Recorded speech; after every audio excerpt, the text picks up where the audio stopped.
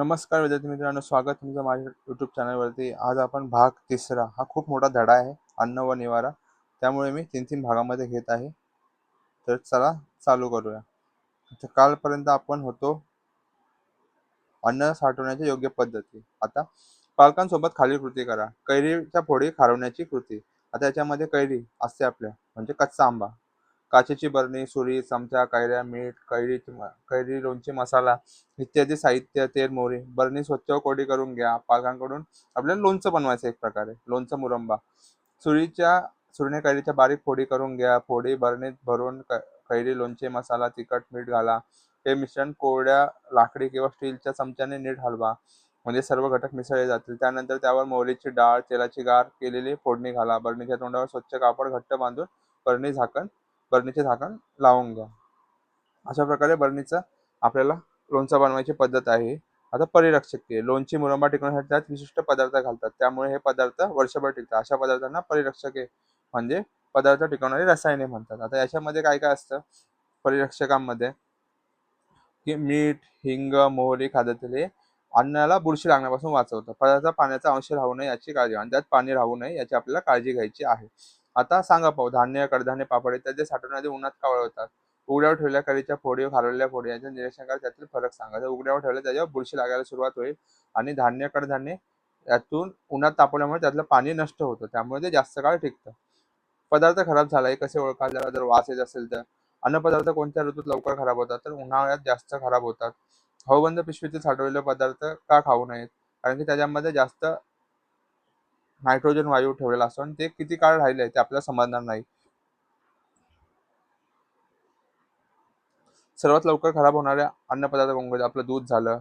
दूषित अन्न हे खराब झालेले विषारी व किंवा आजार पसरणारे अन्न. दूषित अन्न रोगजंतूमुळे खराब होते. असे रोगजंतू आपल्या आरोग्यास हानिकारक असतात.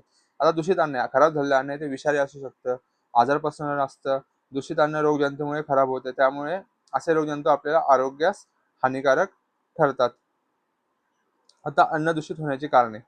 सूक्ष्मजंतू, रासायनिक विषारी द्रव्ये, प्रदूषित हवा, अस्वच्छ पाणी यांचा संपर्क आल्याने अन्न दूषित होते. आता कशामुळे अन्न दूषित होते? तर सूक्ष्मजंतू, रासायनिक विषारी द्रव्ये, प्रदूषित हवा, अस्वच्छ पाणी यांचा संपर्क आल्याने अन्न आपलं प्रदूषित होते. अन्नामध्ये काचेचे तुकडे, धातूचे कण, प्लास्टिक यांसारखे भौतिक पदार्थ मिसळल्याने अन्न दूषित होते. आता आपण काचेचे तुकडे जाऊ शकतात, धातूचे कण जाऊ शकतात, प्लास्टिक, माती हे भौतिक पदार्थ मिसळल्याने पण अन्न दूषित होते. आता अस्वच्छ भांड्यांचा वापर केल्याने, न धुतलेल्या भाज्या, फळे वापरल्याने अन्न दूषित होते. आता अस्वच्छ भांड्यांचा आपण वापर केला, न धुतलेल्या भाज्या, फळे वापरल्याने अन्न दूषित होते. अन्न उघड्यावर ठेवल्याने दूषित होतं, आणि अन्न आपण उघडं ठेवलं तर ते दूषित होतं. अधिक काळ अन्नपदार्थ ठेवल्यास शिळे होऊन दूषित होतं, आणि अधिक काळ अन्नपदार्थ आपण ठेवलं तर ते दूषित होतात. तर दूषित अन्नाचे दुष्परिणाम. दूषित अन्न आहारात आल्याने दुष्परिणाम होतात. त्याच्यामध्ये पहिलं झालं पोटदुखी, जुलाब, उलट्या, अशक्तपणा, शारीरिक थकवा व जंतू संसर्ग. या 4 गोष्टी आहेत, याच्यामुळे आपल्या शरीरावर परिणाम होतो, आपण आजारी पडतो. त्याच्यामध्ये पोटदुखी झाली, अशक्तपणा आला, जुलाब आणि उलट्या, शारीरिक थकवा व जंतू संसर्ग. अन्न जर खूप खराब, जुने, सडलेले, बुरशी आलेले दिसत असेल तर दूषित असते. अन्नाला दुर्गंधी असेल, चिकट झाले असेल तर ते दूषित समजावे. जर अन्नाला जर वास येत असेल, दुर्गंधी म्हणजे वास येतो, तर 100% खराब झालेलं आहे. असं अन्न आपल्याला खायचं नाही आहे. आता काय करावे? दूषित अन्न आपल्या आरोग्यास हानिकारक असते. अन्न दूषित होण्यासाठी खालील कृती करा. अन्न झाकून ठेवावं. पहिली कृती, झाकून ठेवलं पाहिजे. स्वच्छता राखावी. स्वच्छता राखलीच पाहिजे आपण. स्वच्छ पाण्याचा वापर करावा. ताजे व सकस अन्न खावे. स्वच्छ पाणी वापरायचं आणि ताजे व सकस अन्न खायचं आहे. आता इथे ही लहान मुलगी निरीक्षण केलं, त्याच्यामध्ये ती आजारी पडलेली आहे. मग तिला आईने औषध पाणी दिलं, मग ती खेळू लागली. चित्रातील मुलगी आजारपणात खूप अशक्त होती. तिला योग्य आहार मिळाला, तसेच विश्रांती घेतल्यामुळे तिच्या तब्येतीत सुधारणा झाली. आपल्या शरीराचे काम व्यवस्थित चालावे यासाठी आपल्याला अन्नाची गरज असते. आपल्याप्रमाणे सर्व सजीवांना अन्नाची गरज असते. आता त्याच्यामध्ये जी मुलगी होती ती अशक्त होती, तिला योग्य आहार दिला, औषधे घेतली, तिने विश्रांती घेतली, त्यामुळे तिच्या तब्येतीत सुधारणा झाली. आता शरीराचे काम नीट नीट चालण्यासाठी आपल्याला अन्नाची गरज आहे. जर आपलं पोट जर भरलेलं नसेल तर आपण कुठलंच काम करू शकत नाही. त्याप्रमाणे सर्व सजीवांना अन्नाची गरज असते.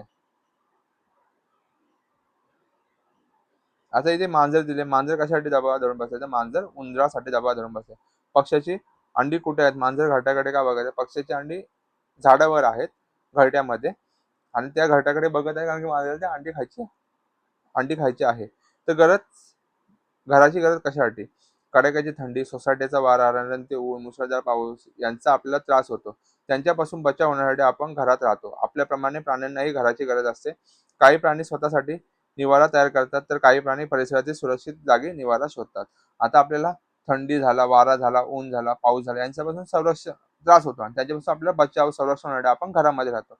जसे आपल्याला बचावासाठी घराची गरज आहे, तसे प्राण्यांनाही घराची गरज असते. काही प्राणी स्वतःसाठी निवारा तयार करतात, काही प्राणी परिसरातील सुरक्षित जागा शोधतात. आता स्वतःसाठी निवारा तयार करणारे प्राणी पक्षी, विविध पक्ष्यांची घरटी तुम्ही पाहिली असतील. पक्ष्यांनी तयार केलेले घरटे त्यांनी स्वतःसाठी तयार केलेला निवारा असतो. पक्ष्यांनी ते घरटे बनवले ते स्वतःसाठी असतात. पक्ष्यांना अंडी घालण्यासाठी सुरक्षित जागा हवी असते. अंड्यांमधून पिल्ले बाहेर येतात. काही प्राणी ते पिल्ले खातात. स्वतःचे रक्षण करण्याइतकी ताकद पिल्लांमध्ये नसते. घरट्यामुळे पिल्लाचे रक्षण होते. अशी पक्षी म्हणून पक्षी घरटी बांधतात. घरट्यासाठी पक्षी उंच व सोयीची जागा निवडतात. आता पक्षी काय करतात, घरटे बांधतात आणि त्यांना अंडी त्यांची ठेवण्यासाठी सुरक्षित जागा पाहिजे असते, म्हणून ते घरटी बांधतात. आणि काही प्राणी आहेत ते अंडे खातात आणि जी पिल्ले येतात त्यांचेच पिल्लांकडे स्वतःची ताकद नसते. त्याच्यामुळे काय होतं की ते स्वतःचं रक्षण करू शकत नाही. त्यामुळे घरट्यामध्ये पिल्लांचं रक्षण होतं. त्यामुळे पक्षी घरटी बांधतात. पक्षी घरटी अशा ठिकाणी बांधतात, उंच ठिकाणी आणि सोयीची जागा निवडतात. काही कीटक सुद्धा स्वतःचे घर बांधतात. आता मधमाशा झाडांवर, डोंगराच्या कपारीत पोळे तयार करतात. उंदीर घुशी जमिनीखाली बेड तयार करून राहतात. आता काही कीटक स्वतःचे घर बांधतात. आता मधमाशा बघितल्या तर आपण काही डोंगरावर असतात, झाडावर असतात, बिल्डिंगवर पण आलेले असतात. आता उंदीर घुशी जमिनीखाली बेड तयार करून राहतात. आपल्या परिसरात निसर्गनिर्मित निवारा शोधणारे प्राणी पक्षी यादी तयार करा, लिहा. निसर्गनिर्मित आता इथं झालं, मधमाशी झाली,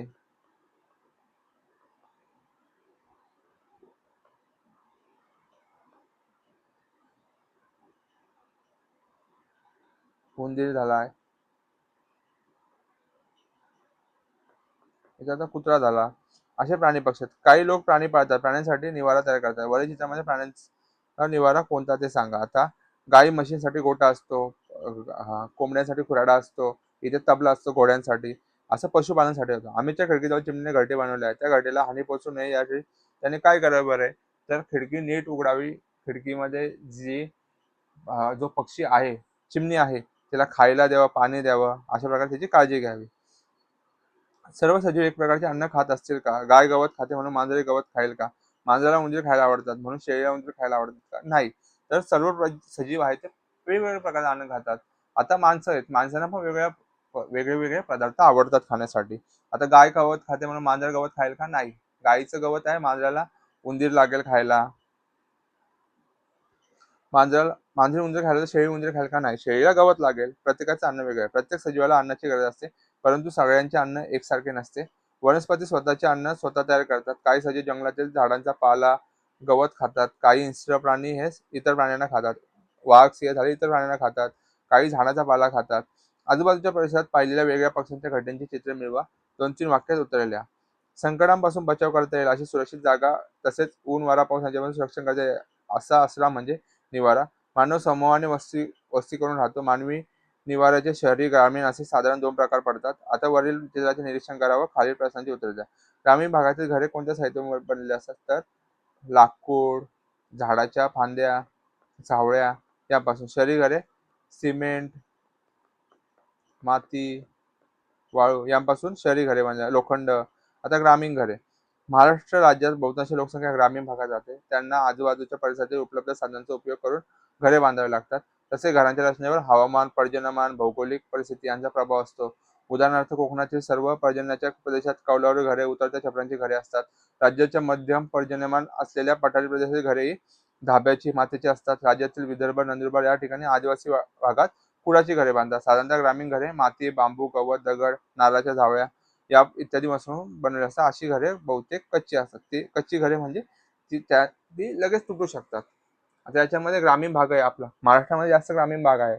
तिथे कौलारू घरे, उतरत्या छपराची असतात. जिथे मध्यम प्रदेश म्हणजे मध्यम पर्जन्यमान, जास्त पाऊस पडत नाही अशा ठिकाणी धाब्याची व मातीची घरे असतात. तर आदिवासी वाडे आहेत तिथे माती, गवत, दगड, नारळ झावळे यांपासून कच्ची घरे बनवलेली असतात. आता शहरी घरे पाहूया आपण.